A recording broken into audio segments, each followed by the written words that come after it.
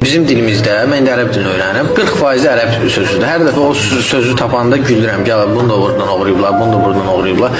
Yəni bizim... Bu videonu bu yaxınlarda mənə göndərdilər. Baxdıqca həm qıcıq hissi keçirirdim, həm təəssüflənirdim. Çünki dilimizə yazığım gəlirdi ki, dil haqqında səthi məlumata malik olan bir insan böyük iddialara girir və dilləri müqayisə edir və bizim dilimizi burada ən aşağı səviyyədə göstərir, işıqlandırır. İlk növbədə ondan başlayıram ki, elə bir dil yoxdur ki, yer üzündə orada alınma olmasın. Yer üzündə mono tərkibli dil yoxdur. Bu dillərin özülündə, qaydasında olan bir şeydir. Bütün dillər başqa dillərdən söz alır, söz verir. Bu qonşuluq münasibətindən, hegemonluq, itaətlik münasibətindən doğur, siyasi münasibətlərdən doğur. Bu dəqiqə götürüb araşdırsaz, elə bir dil axtarsaz, yoxdur elə bir dil. Ən az alınması olan dil Yapon dili ola bilər, Çin dili ola bilər, Erməni dili ola bilər. Onlarda da alınma var və yetəri qədərdir. Onda belə çıxır ki, yer üzündə mövcud olan bütün dillər oğrudur.